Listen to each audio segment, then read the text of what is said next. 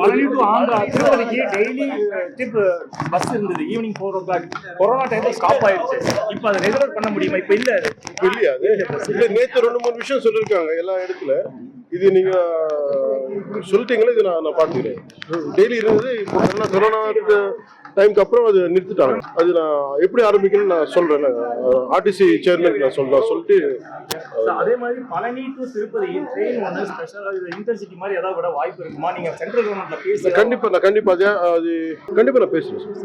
2-3 விஷயத்தை நான் 2-3 டெம்பிள்ஸ்க்கு இது மாதிரி ஆயிடுச்சு. அடுத்து மகாராஷ்டிரால கூட அது நான் ரெக்வெஸ்ட் பண்ணேன். ஒரு ஆரம்பிக்க போறேன்னு சொன்னாங்க. இந்த ரெக்வெஸ்ட் நான் கண்டிப்பா சென்ட்ரல் கவர்மெண்ட் ரயில்வே மினிஸ்டர் சொன்னாங்க. திருப்பதி மாதிரி பழனியில இந்த மாதிரி ஒரு ஸ்பெசிலிட்டி செய்யலாம்ங்கிற மாதிரி உங்களுக்கு ஏதாவது ஐடியா இருக்கா சார்? இல்லை, நான் இப்போ திடீர்னு சொல்ல முடியல. இது ரொம்ப திவ்யமான க்ஷேத்திரம். இது கண்டிப்பா திருப்பதி லெவல் இருக்கிறோம். அது என்னென்ன பண்ணோம், அது ஒரு பக்தரா நானும் என்ன பண்ணணும்னு யோசிச்சு என்னோட ஃப்ரெண்டு நம்பர் இவர் நான் அனுப்புறேன்.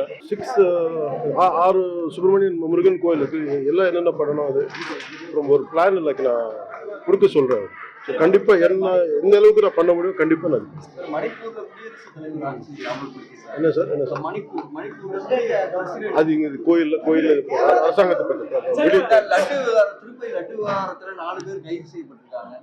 அது நான் முதல்ல இருந்தே நான் அதுக்கு முன்னாடி நான் நடக்கிறதுக்கு முன்னாடி 2.5 வருஷம் முன்னாடியே நான் சொல்லிட்டேன்.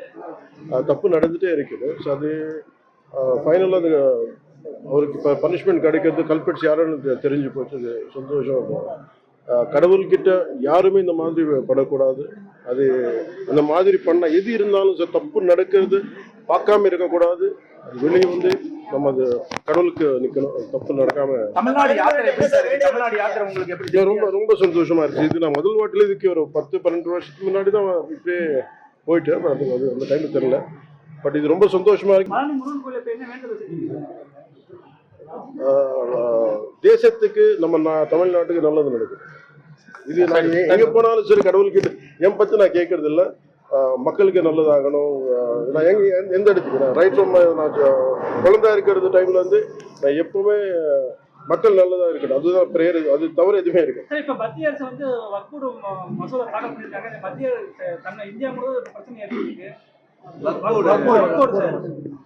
அது பார்த்துட்டு ஒரு டீப்பான சப்ஜெக்ட். அது இன்னொரு இடத்துல. செய்திகளை உடனுக்குடனும் துல்லியமாகவும் தெரிந்து கொள்ள சப்ஸ்கிரைப் பண்ணுங்க.